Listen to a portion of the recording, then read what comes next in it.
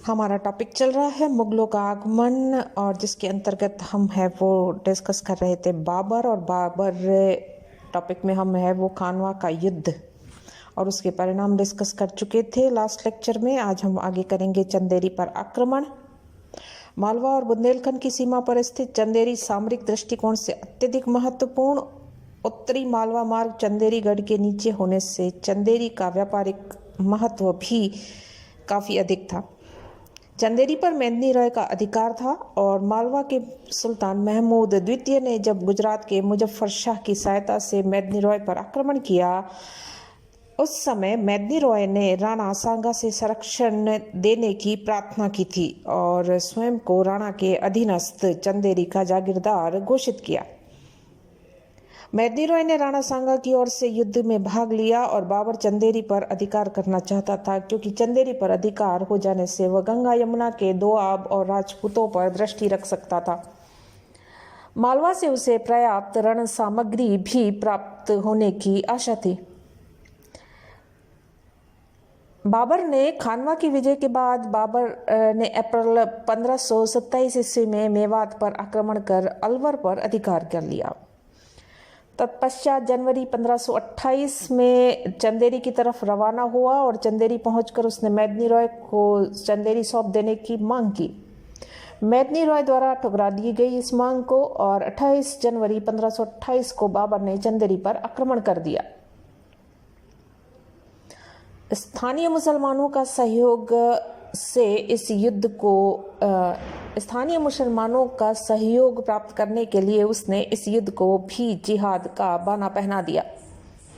राजपूत मुगल सैनिकों के समक्ष अधिक नहीं टिक सके और राजपूत अपनी स्त्रियों को मौत के घाट उतार मुगलों से युद्ध कर मर मिटे।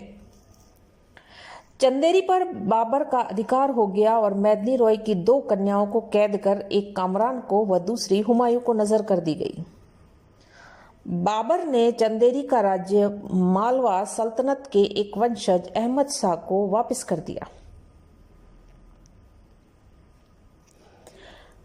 नेक्स्ट है घाघरा का युद्ध। पानीपत में पराजय के पश्चात अफगान बाबर के लिए सरदर्द बन गए। पानीपत के बाद भी वे बार बार मुगलों से पराजित हो रहे थे, लेकिन अफगान समस्या सुलझी नहीं थी अब तक। वे बिहार में एकत्रित होकर अपनी संगठित शक्ति कर इब्राहिम लोदी का भाई महमूद लोदी इस समय अफगानों का नेतृत्व कर रहा था। अतः फरवरी 1529 ईस्वी को बाबर ने अफगानों के विरुद्ध प्रस्थान किया और गाजीपुर पहुंचने पर कुछ अफगान अपनी अधीनता प्रकट करने हेतु उसकी सेवा में उपस्थित हो गए और कुछ अफगानों ने अपनी अधीनता पत्र भी भेज दिए। बाबर ने बंगाल के शासक नुसरत शाह को भी समझौते हेतु पत्र भेजे, लेकिन इसका कोई परिणाम नहीं निकला और इसके विपरीत नुसरत शाह के दामाद मखदूम आलम के नेतृत्व में अफगानों ने गंडक के किनारे अपनी सेनाएं तैनात कर दी। मई 1529 ईस्वी को बाबर ने गंगा नदी पार की और 4 मई को मुगल सेना ने घाघरा नदी को पार करने का प्रयास किया और यहाँ बाबर और अफगानों के बीच भयंकर युद्ध हुआ। बाबर ने गोलीबारी की सहायता से नदी पार कर ली और 6 मई को अफगानों में भगदड़ मच गई और उन्हें परास्त होना पड़ा। नुसरत शाह ने बाबर की प्रभुता को स्वीकारा और विद्रोहियों को शरण न देने की वचन दिया। घाघरा का युद्ध बाबर के जीवन का तीसरा और अंतिम युद्ध था। इस युद्ध के पश्चात अफगानों की कमर अवश्य टूट गई, लेकिन अफगान शक्ति पूर्णतः अब भी नष्ट नहीं हुई थी। अफगानों ने दिल्ली सल्तनत को प्राप्त करने के प्रयास अब भी जारी रखे हुए थे। फिर भी इस युद्ध के बाद बाबर सिंधु नदी से बिहार तक तथा हिमालय से लेकर चंदेरी तक भारतीय प्रदेशों का स्वामी बन गया। बाबर के अंतिम दिन और मृत्यु। घाघरा के युद्ध के बाद बाबर को किसी बात की चिंता न रही, लेकिन भाग्य में सुख नहीं लिखा था। 1528 ईस्वी को उसका स्वास्थ्य गिरा और अत्यधिक भांग, अफीम, मदिरा व असंख्य औषधियों के सेवन के चलते शरीर छलनी हो चुका था।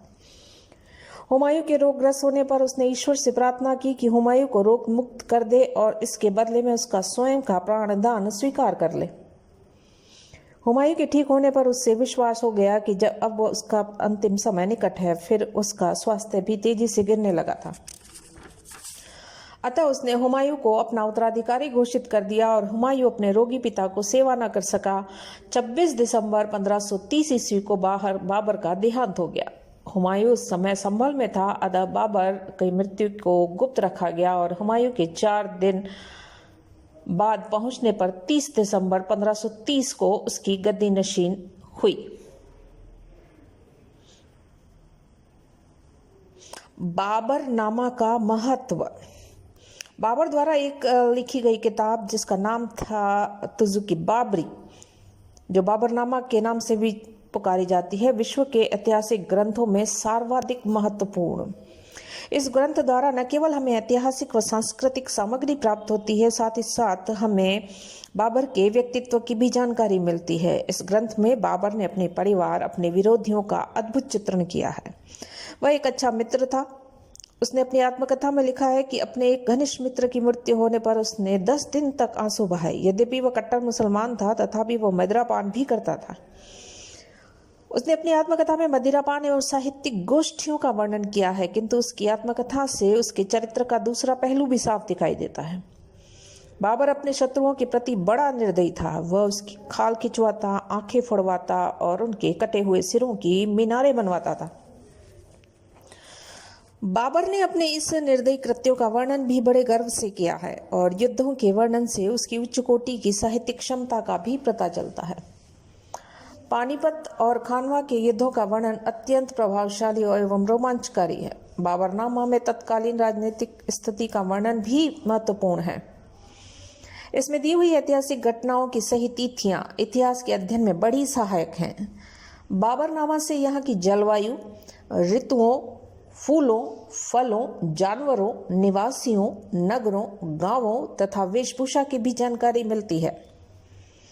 काबुल और समरकंद की तुलना में वह भारत को तुच्छ समझता है, क्योंकि यहाँ आकर्षक वस्तुओं की कमी है। लेकिन भारतवर्ष का मुख्य आकर्षण यह है कि यहाँ सोना चांदी पर्याप्त मात्रा में पाया जाता है।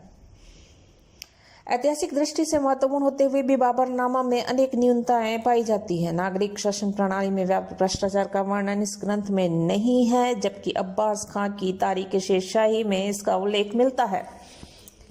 युद्धों के वर्णन में भी पक्षपातपूर्ण दृष्टिकोण स्पष्ट दिखाई देता है।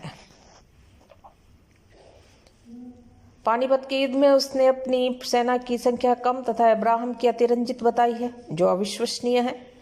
इस युद्ध में अफगान सरदारों की गद्दारी के कारण इब्राहिम लोदी पराजित हुआ था, किंतु बाबर ने इन महत्वपूर्ण तथ्यों की सर्वथा अवहेलना की। इसी प्रकार खानवा के युद्ध के समय सलहंदी तवर द्वारा किया गया विश्वासघात भी बाबर की विजय का सहायक हुआ, लेकिन बाबर इस संबंध में भी मौन है। इस ग्रंथ में अनेक अंतराल भी हैं, जैसे इसमें 1520 ईस्वी से 1525 ईस्वी तक और सितंबर 1528 ईस्वी के बाद की किसी घटना का उल्लेख नहीं मिलता है। मुगलों के आगमन के अंतर्गत बाबर के पश्चात आते हैं हुमायूं।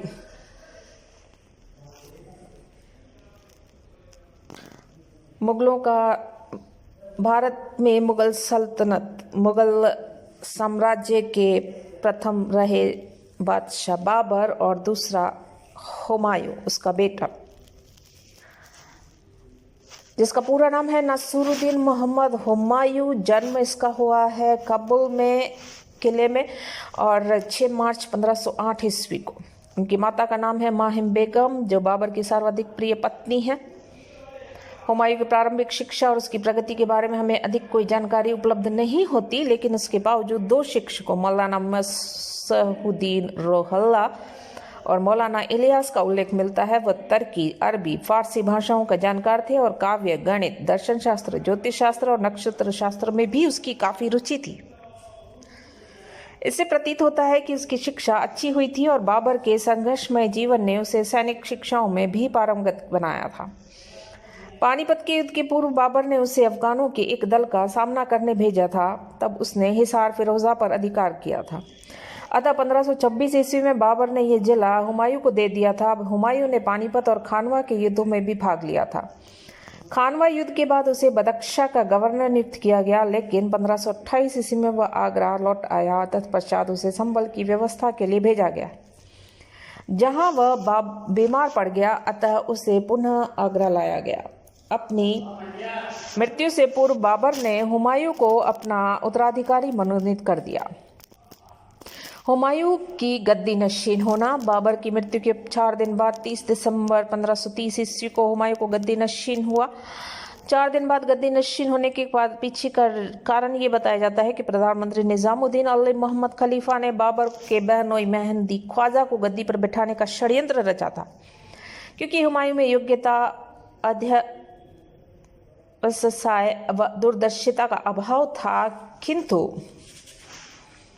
वास्तव में हुमायूं के 4 दिन बाद गद्दी बैठने का कारण यह था कि बाबर की मृत्यु के समय हुमायूं संभल में था और वह शीघ्र आगरा नहीं पहुंच सकता था। खलीफा ने मेहंदी ख्वाजा को गद्दी पर बिठाने की योजना अवश्य बनाई थी, लेकिन खलीफा ने बाबर की मृत्यु के पूर्व ही अपनी योजना को त्याग दिया था, जिसकी पुष्टि निजामुद्दीन तबकाते अकबरी में करते हैं। अतः खलीफा का षड्यंत्र केवल योजना थी, कार्यान्वित नहीं हो पाई थी। चूंकि हुमायूं संभल से शीघ्र आगरा नहीं पहुंच सकता था, अतः संभल से चलकर आगरा पहुंचने पर 4 दिन पश्चात हुमायूं का गद्दी नशीन हुआ था। हुमायूं की कठिनाइयां। बाबर की मृत्यु के पश्चात मुगल साम्राज्य की जड़ें पूरी तरह भारत में जम नहीं पाई थी, क्योंकि बाबर अपने शत्रुओं की शक्ति को पूर्ण रूप से परास्त करने में कामयाब अभी नहीं हुआ था। हुमायूं की कठिनाइयों में यदि हम देखें तो 2 भागों में विभाजित कर सकते हैं, एक आंतरिक कठिनाइयां और दूसरी बाह्य कठिनाइयां। आंतरिक कठिनाइयों के अंतर्गत हम देखें तो मुगल साम्राज्य की विशालता,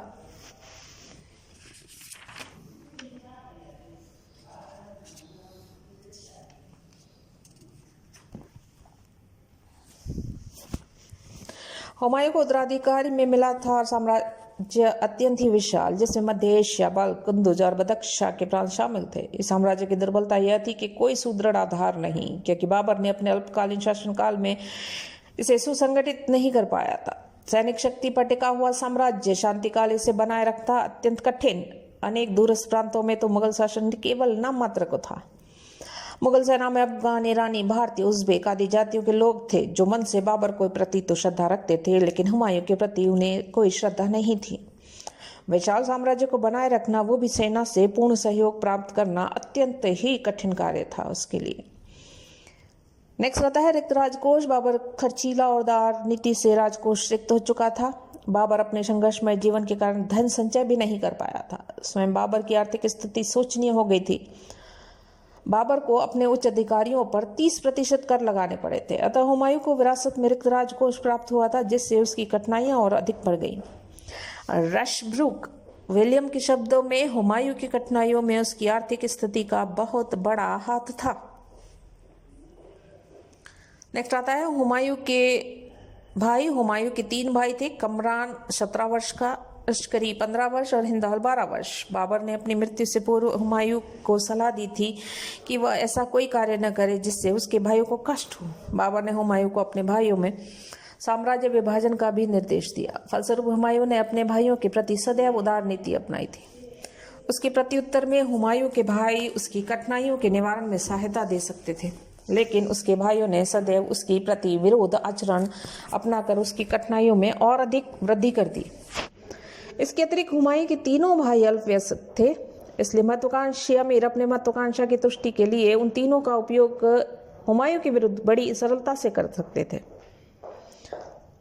असंगठित शासन व्यवस्था एक और कठिनाई। बाबर अपने अल्पकालीन शासनकाल में शासन व्यवस्था संगठित न कर पाया। हुमायूं को विरासत में एक असंगठित विशाल राज्य प्राप्त हुआ। प्रांतों का प्रबंध अत्यंत ही ढीला। सैनिक जागीरों की व्यवस्थाओं से बड़े बड़े सरदार शक्तिशाली हो चुके थे।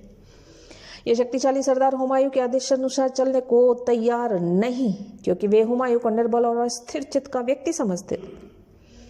बाबर ने एक शासक के रूप में अपनी प्रजा की सुख सुविधाओं का पूरा ध्यान नहीं रखा। प्रजा मुगलों को विदेशी आक्रांता के रूप में देख रही थी। ऐसी स्थिति में हुमायूं अपनी प्रजा के सहयोग से भी वंचित रह गया। इस प्रकार हुमायूं को न तो अपने सरदारों का सहयोग प्राप्त हुआ और न अपनी प्रजा का।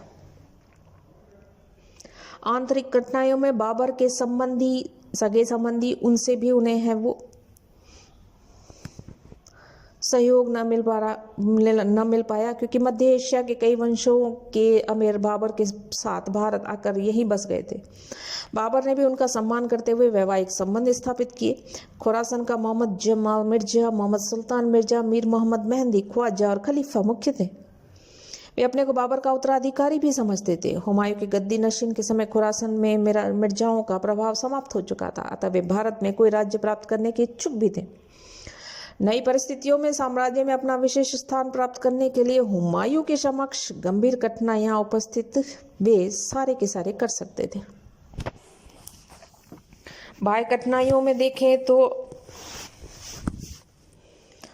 गुजरात, हुमायूं की गद्दी नशीन के समय गुजरात पर बहादुर शाह का शासन था। नौजवान साथ ही महत्वाकांक्षी शक्तिशाली सेना संगठित कर ली थी और 1531 में उसने मालवा पर आक्रमण कर उसे राज्य में मिला लिया। उसने आसपास के असंतुष्ट अमीरों को अपने दरबार में आश्रय भी दिया। मालवा को अपने राज्य में मिलाने के पश्चात उसके राज्य की सीमाएं मुगल साम्राज्य के निकट पहुंची और महत्वाकांक्षी बहादुर शाह हुमायूं की आंतरिक कठिनाइयों से लाभ उठाकर हुमायूं के लिए अनेक राजनीतिक समस्याएं उत्पन्न खड़ी कर सकता था। नेक्स्ट आता है अफगान। पानीपत को घाघरा के युद्धों के बाद अधिकांश अफगान बिहार में अपनी शक्ति संगठित कर उनके दो अफगान नेता महमूद लोदी और शेर खां। महमूद लोदी अपने पूर्वजों की गद्दी प्राप्त करने की आशा अब तक बरकरार रखे हुए थी। शेर खां अत्यंत महत्वाकांक्षी अफगानों के शक्तिशाली संगठन को सहायता से एक स्वतंत्र राज्य का निर्माण करना चाहता। बिब्बन बायजीद भी थे जो अपने राज्य खो चुके थे और अपने राज्य को पुनः प्राप्त करना चाहते थे।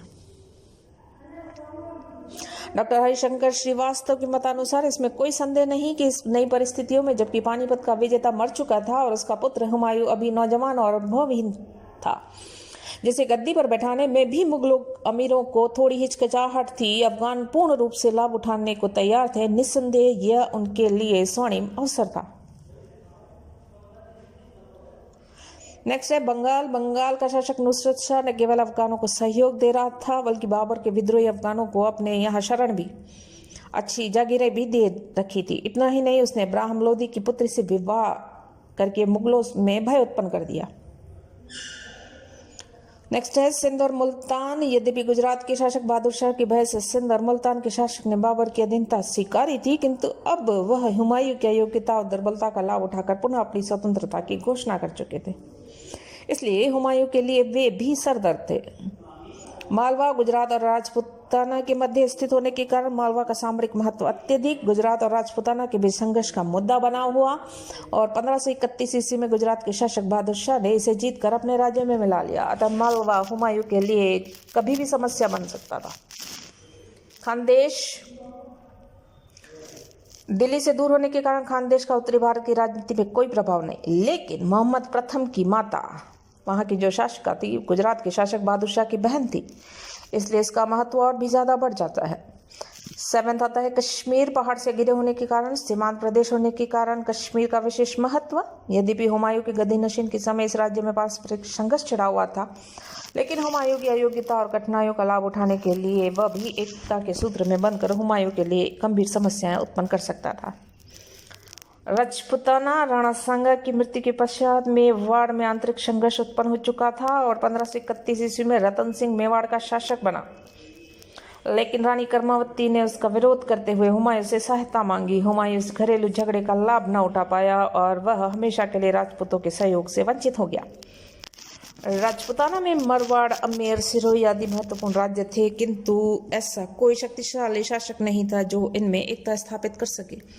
यद्यपि हुमायूं को राजपूताना से कोई तत्कालिक भय नहीं था, लेकिन राजपूताना में बहादुर शाह के बढ़ते प्रभाव के कारण हुमायूं के लिए राजपूताना एक समस्या अवश्य बन सकता था। हमारा टॉपिक चल रहा है मुगलों का आगमन, और जिसके अंतर्गत हम है वो डिस्कस कर रहे थे बाबर, और बाबर टॉपिक में हम है वो खानवा का युद्ध और उसके परिणाम डिस्कस कर चुके थे लास्ट लेक्चर में। आज हम आगे करेंगे चंदेरी पर आक्रमण। मालवा और बुंदेलखंड की सीमा पर स्थित चंदेरी सामरिक दृष्टिकोण से अत्यधिक महत्वपूर्ण। उत्तरी मालवा मार्ग चंदेरी गढ़ के नीचे होने से चंदेरी का व्यापारिक महत्व भी काफ़ी अधिक था। चंदेरी पर मेदिनी राय का अधिकार था और मालवा के